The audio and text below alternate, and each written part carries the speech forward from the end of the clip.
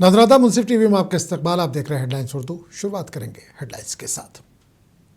को पेश करने में ताउन किया है डॉक्टर ऑर्थो ऑयल के साथ साथ डॉक्टर ऑर्थो कैप्सूल्स साथ लेना ना भूलें। तेलंगाना में म्यूनसिपल और कॉरपोरेशन इंतखाबात के लिए वोटिंग जारी। शाम 5 बजे तक 50 लाख से ज्यादा वोटर्स अपने हक राय दही का करेंगे इस्तेमाल।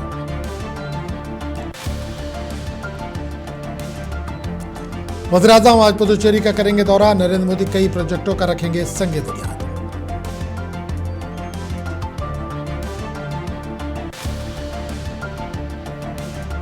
पार्लियामेंट में बजट पर बहस का सिलसिला बरकरार। वजीर फाइनेंस निर्मला सीतारमण आज बहस पर देंगी जवाब।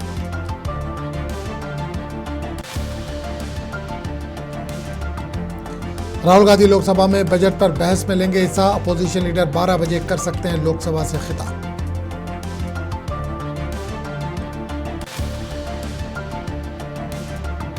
यूपी हुकूमत आज असेंबली में माली साल 2026-27 का बजट करेगी पेश। सरमायाकारी, रोजगार, बुनियादी तरक्की और फलाही स्कीमों पर हुकूमत की तवज्जो। बांग्लादेश में पार्लियामानी इंतखाबात के लिए कल होगी पोलिंग। इंतखाबात को मुंसिफाना और पुरअमन बनाने इलेक्शन कमीशन के सख्त इक़दाम।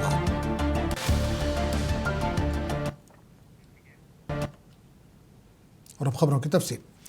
तेलंगाना में बल्दियाती इंतखाबात के लिए वोटिंग का आगाज हो चुका है, जो शाम 5 बजे तक जारी रहेगा।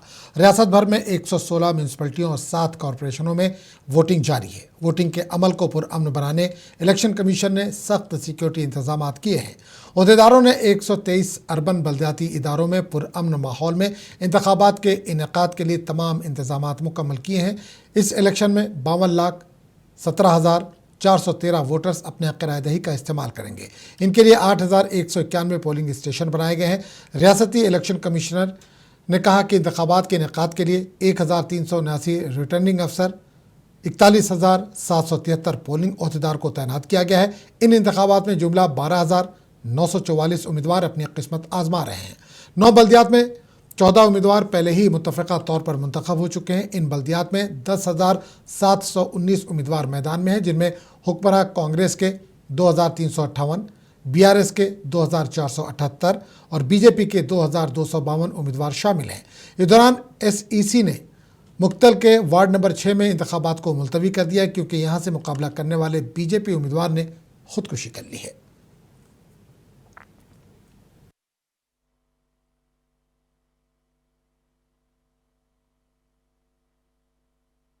మున్సిపల్ ఎలక్షన్లో భాగంగా నేను డాక్టర్ శైలేందర్ రెడ్డి నా అమూల్యమైన ఓటును వినియోగించుకున్నాను.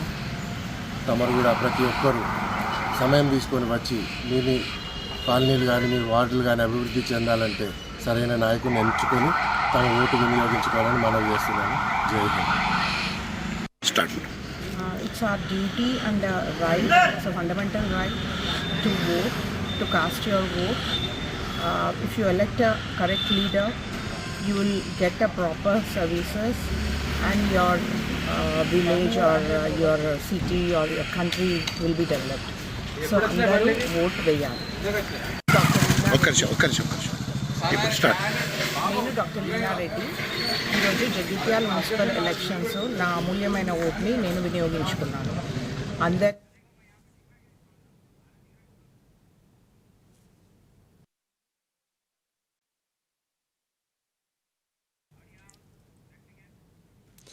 वज़ीर-ए-आज़म नरेंद्र मोदी आज पुदुचेरी का दौरा करेंगे, जहां वो कई तरक्याती मंसूबों का इफ्तिताह और संग बुनियाद रखेंगे।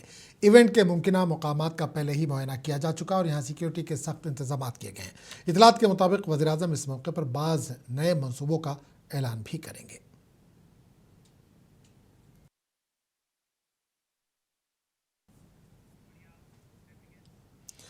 वज़ीर ख़जाना निर्मला सीतारमण आज लोकसभा में मरकजी बजट पर बहस का जवाब देंगी। ऐवान ने इस माह की 7 तारीख को मरकजी बजट पर बहस शुरू की थी। इस सिलसिले में वो आज लोकसभा में बजट पर जारी बहस के सिलसिले में अपना जवाब देंगी। उधर दूसरी जानिब इतला है कि वज़ीर ख़जाना जुमेरात को राज्यसभा में मरकजी बजट पर जवाब दे सकती हैं। इस दौरान लोकसभा और राज्यसभा में ज़बरदस्त हंगामों का इम्कान है, जो पहले से ही हुक्मरान इत्तेहाद और अपोजिशन इत्तेहाद के दरमियान जारी तनाज़ात की वजह से इल्तवा का शिकार है।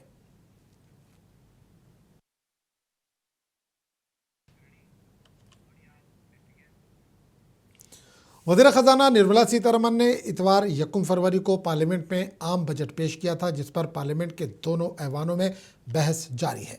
इस दौरान कांग्रेस रुकने पार्लियामेंट और लोकसभा में अपोजिशन लीडर राहुल गांधी आज पार्लियामेंट में मरकजी बजट पर बात करेंगे।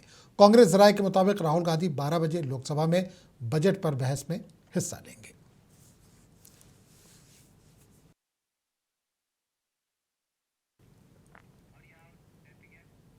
उत्तर प्रदेश हुकूमत आज असेंबली में माली बजट 2026-27 पेश करेगी। आज पेश होने वाले इस बजट का तखमीना 9 से 9.5 लाख करोड़ रुपए का है। यह बजट सरमायाकारी, रोजगार, बुनियादी तरक्की और फलाही स्कीमों के लिए सबसे ज़्यादा रकम मुख्तस करेगा। इंफ्रास्ट्रक्चर बजट का 1/4 हिस्सा होगा। इस सिलसिले में वजीर फाइनेंस सुरेश खन्ना ने कहा कि बजट तमाम तबकात के लिए होगा, जिसमें ख़ास तौर पर इंफ्रास्ट्रक्चर पर तवज्जो होगी, जिससे रोज़गार को बढ़ाने की कोशिश होगी। सुरेश खन्ना ने कहा कि हमारी कोशिश होगी कि लोगों को तालीम के साथ साथ हुनरमंद बनाने की भी कोशिश की जाए। इन्होंने कहा कि हुकूमत ख़ास तौर पर पूर्वांचल और बुंदेलखंड में इलाकाई अदम तवाज़ुन को दूर करने के लिए अहम किरदार अदा करेगी। तो से जो हमारा इंफ्रास्ट्रक्चर उसके ऊपर फोकस रहेगा, जिससे रोजगार के अवसर सृजित हों। कोशिश ये भी रहेगी कि डिजिटाइजेशन के साथ तकनीक को आगे बढ़ाएं और पढ़ाई के साथ साथ लोगों को स्किल करें, लोगों को हुनरमंद करें, लोगों को किसी न किसी रूप में ट्रेनिंग दें। पढ़ाई के साथ साथ ये जरूरी है, और ताकि उससे वो लोग रोजगार के लायक बन सकेंगे। देखिए, हम तो विपक्ष से सहयोग की अपील करते हैं, और विपक्ष ने कार्य मंत्रणा समिति में भी और दलीय नेताओं की बैठक में भी इस बात के लिए आश्वस्त किया था कि वो पूरा सहयोग देंगे सदन चलाने में। और मैं समझता हूं कि अपनी बात कहें, चर्चा में अपनी बात कहें, संवाद करें, सबकी सुनी जाती है। हम तो ये कह रहे थे कि कौन सी बात कहाँ कैसे कही जाती है, और ये सलीका हो तो हर बात सुनी जाती है। अब आज हंगामा उनको करने का कोई औचित्य नहीं है, करना नहीं चाहिए। और हमारी तो यही कोशिश है कि सभी लोग बैठ के बजट को सुने, देखें, और फिर उसके बाद अगर कोई सुझाव उनका आएगा। राजस्थान की नायब वज़ीर आला और वज़ीर ख़जाना दिया कुमारी आज माली साल 2026-27 का रियासती बजट पेश करेंगी। दिया कुमारी सुबह 11 बजे ऐवान में अपना मुसलसल तीसरा बजट पेश करेंगी। नायब वज़ीर आला प्रेमचंद ने कहा कि दिया कुमारी की तरफ से पेश किया जाने वाला बजट तमाम शोबों का अहाता करेगा। बीजेपी के रियासती सदर मदन राठौर ने कहा कि बजट नौजवानों, किसानों, ख्वातीन और समाज के तमाम तबकात के मफाद में होगा।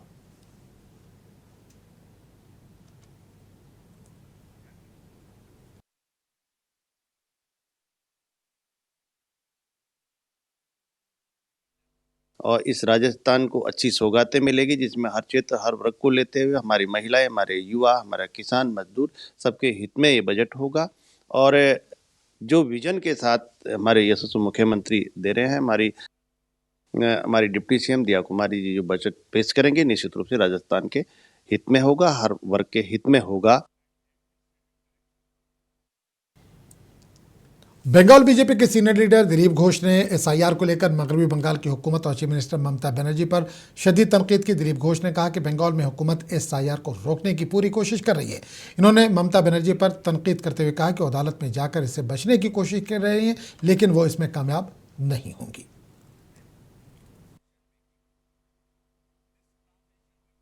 देखिए, बंगाल में एसआईआर को रोकने के लिए टीएमसी सरकार और पार्टी भरपूर प्रयास कर रही है। यहाँ के जो भी एसआईआर को आगे ले जा रहे हैं कर्मचारी या सरकारी कर्मचारी, सारे अगर नॉन कोऑपरेट करेंगे तो कैसे पूरा होगा। और इधर ममता बनर्जी कोर्ट में जाके दाखिला दे के बचने की प्रयास कर रही है। इसलिए अभी 8,000 से ज़्यादा जो नए कर्मचारी ऑफिसर को दिया गया, वो कौन है, कहाँ है, उसका कोई आता पता नहीं है। तो 1,38,00,000 लोगों को नोटिस भेजा गया, उसका सुनवाई होनी चाहिए, उसके लिए मैन पावर होना चाहिए, वो नहीं हो रहा है। और जब तक ये सरकार कोऑपरेट नहीं करेगी, मैन पावर नहीं देगी, तो कैसे पूरा होगा। तो ये डामाडोल केवल बंगाल में हो रहा है, बाकी कहीं नहीं है। लेकिन कुछ भी करें, टीएमसी सरकार बच नहीं पाएगी।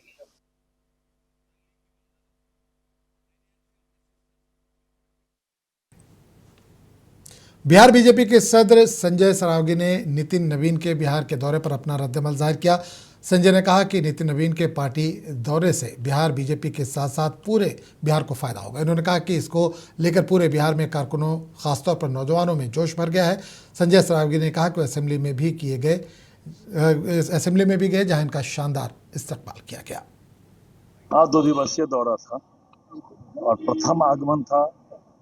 बिहार भाजपा को तो लाभ मिला है, पूरे बिहार के लोगों को लाभ मिलेगा, बिहार को लाभ मिलेगा आदरणीय नितिन नवीन जी के राष्ट्रीय अध्यक्ष बनने से। और अभूतपूर्व कार्यक्रम मिला, अति उत्साह कार्यकर्ताओं में भी और विशेषकर बिहार के युवाओं में भी अभूतपूर्व स्वागत हुआ, अभिनंदन हुआ। संगठनात्मक बैठकें उन्होंने ली, विधानमंडल दल की बैठकें ली जिसमें प्रदेश कोर कमेटी और माननीय सांसद भी थे। फिर दूसरे दिन बिहार विधानसभा में वो गए, विधायक भी माननीय राष्ट्रीय अध्यक्ष जी हैं तो विधायक विधानसभा में गए, विधानसभा में उनका ओजस्वी उद्बोधन भी हुआ। फिर वो अपने विधानसभा में कई जगह कार्य चल रहे थे, नाला के कई विकासात्मक कार्यों की उन्होंने स्थल पर जाकर निरीक्षण और समीक्षा भी की और फिर आज उनका प्रस्थान सर वापस नीतीश कुमार को लेकर के कहा पागल यही अपशब्द बोलने से, उनकी संस्कृति ही ऐसी है, अपशब्द बोलना, उनके राज में गुंडागर्दी करना, अपराध और अपराधियों को सत्ता का संरक्षण, उनकी संस्कृति ही यही है।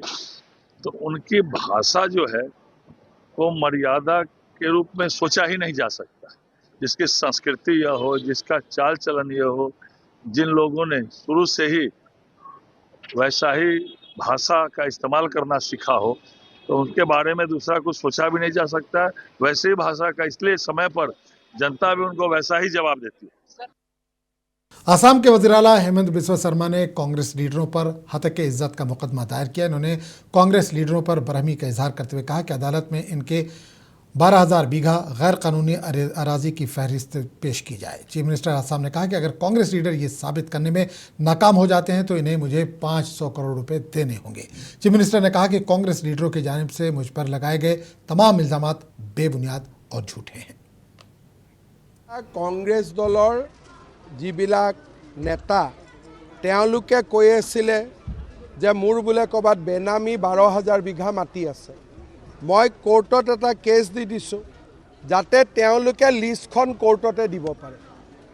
তেওঁলোকক মই সহায় কৰি দিছোঁ যাতে তেওঁলোকে মোৰ সম্পত্তিৰ লিষ্টখন কোৰ্টত দিব পাৰে আৰু যদি দিব নোৱাৰে মোক 500 কোটি টকা মোক দিব লাগিব। এইটোৱে হৈছে গোচৰ। এদিনমানৰ পৰা कांग्रेस দল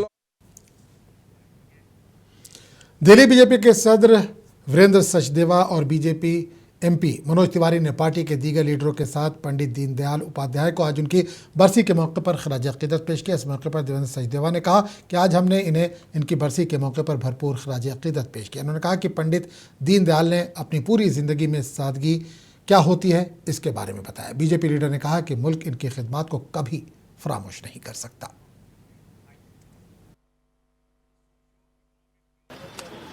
समाज के अंतिम व्यक्ति तक सरकार की योजनाएं पहुंचे और समाज का अंतिम व्यक्ति सशक्त बने, तभी राष्ट्र सशक्त बनेगा। और उनके इसी विचार को लेकर आज माननीय प्रधानमंत्री जी उस संकल्प को पूरा कर रहे हैं। श्री दीनदयाल जी ने अपने पूरे जीवन काल में कठोर परिश्रम का जहां उदाहरण रखा, वहीं उन्होंने सरल और सादगी का जीवन कैसे होता है वो भी बताया। और हमें हर्ष है इस बात का कि जिस विचार को माननीय दीनदयाल जी ने हम सबके बीच में रखा, आज उसी विचार को लेकर माननीय प्रधानमंत्री जी संपूर्ण राष्ट्र को सशक्त करने का काम कर रहे हैं। आपने प्रधानमंत्री की बात की, पार्लियामेंट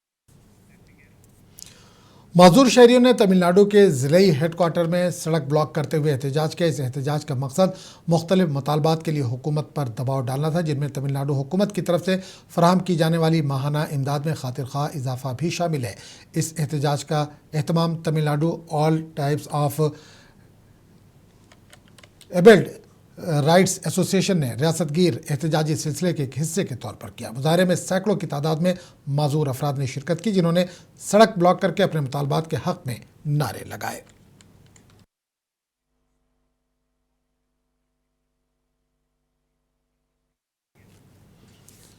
उड़ीसा के कटक और दूसरे इलाकों में घनी धुंध का असर जारी है। कटक में कौमी शाहराह को घनी धुंध ने पूरी तरह से अपनी लपेट में ले रखा है।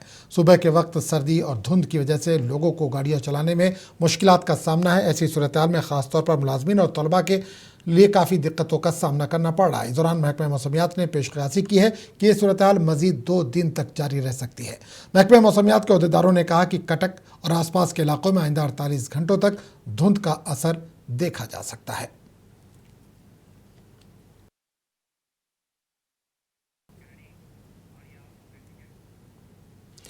भोपाल में मसरूफ करौंद रोड पर सफ़र करने वालों को एक हाई टेंशन लाइन टावर के नीचे से जाना पड़ता है, जो बहुत से लोगों को लगता है कि एक आफत है। भोपाल के रहायशी विनायक कॉलोनी में सड़क पर जाते हुए इससे खौफजदा हैं। ये टावर बरसों से मौजूद है, लेकिन इसके नीचे की सड़क हालिया है और यही चीज़ लोगों को इसके नीचे चलने, गाड़ी चलाने या सवारी करने में परेशानी का बाइस है।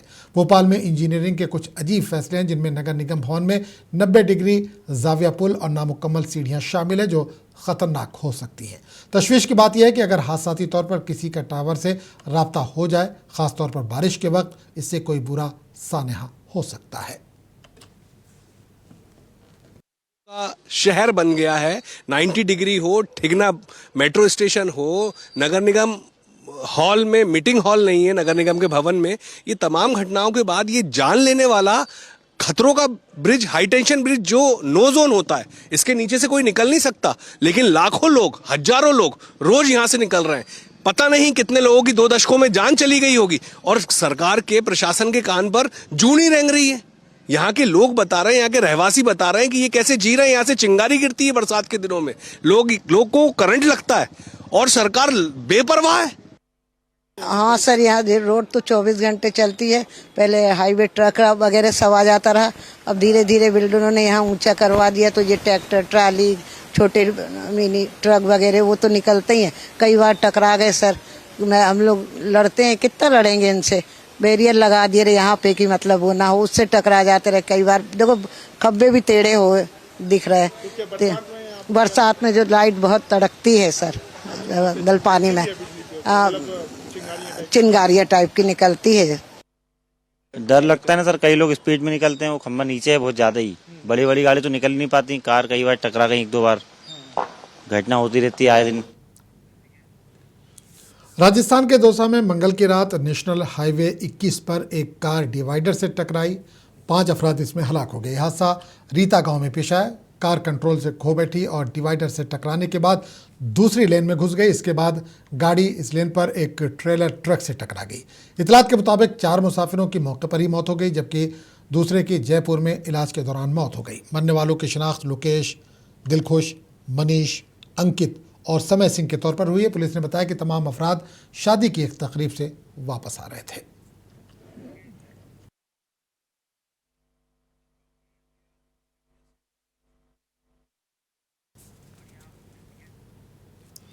कस्टम्स डिपार्टमेंट के एक ओहदेदार ने बताया कि तकरीबन 7 किलोग्राम हेरोइन साबुन के साइज के डब्बों में सफाई के साथ छुपाई गई थी। कोलालमपुर से अहमदाबाद बैनुल-अक़वामी हवाई अड्डे पर पहुंचने वाले एक मर्द मुसाफिर से ये पकड़ी गई। इन्होंने कहा कि हुक्काम ने मुसाफिरों को गिरफ्तार कर लिया, जिससे मजीद तहकीकात जारी है। पुलिस ओहदेदार ने बताया कि बरामदशुदा इब्तदाई जाँच से हेरोइन की मौजूदगी की निशानदही होती है। महकमे कस्टम्स के मुताबिक मखसूस मालूमात पर कार्रवाई करते हुए सरदार वल्लभ भाई पटेल इंटरनेशनल एयरपोर्ट पर इंटेलिजेंस यूनिट के अहदेदारों ने मुसाफिर को उस वक्त रोक लिया जब वो मलेशिया से यहाँ पहुँचा था।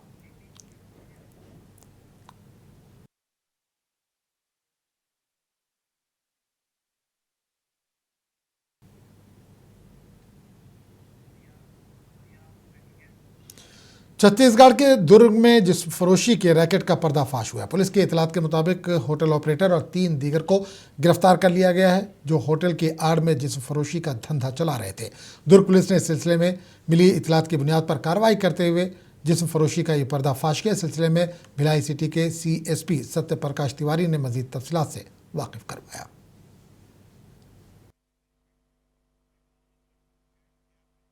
छावनी थाना क्षेत्र के होटल छायन में मुखबिर की सूचना पर एक रेड कार्रवाई की गई है और रेड कार्रवाई के दौरान वहां पे जिस्म फरोशी का धंधा कराते हुए जो होटल छायन में महिला रिसेप्शनिस्ट है वो उसको पकड़ा गया है। उसके साथ ही प्रकरण में उसका सहयोग करने वाला एक और जो मीडिएटर था वो उसके और महिला रिसेप्शनिस्ट के विरुद्ध धारा 347 पीटा एक्ट की कार्रवाई करते हुए एक प्रथम सूचना पत्र दर्ज किया गया है और महिला रिसेप्शनिस्ट को गिरफ्तार किया गया है। प्रकरण में एक अन्य अभियुक्त जो मीडिएटर था वो भी फरार है, उसकी पतासाजी कर हम शीघ्र ही गिरफ्तार कर। ये जो लड़कियां जिनको वहां पे लाया गया था वो लड़कियां दुर्ग जिले का न होकर के और छत्तीसगढ़ के विभिन्न अन्य जिलों की रहने वाली हैं और उसके संबंध में उनसे पूछताछ प्रयास किया जाकर उनका भी कथन लिया जाए। तो इस बुलेटिन में फिलहाल इतना ही। अगले बुलेटिन में आपसे फिर मुलाकात होगी। आदाब।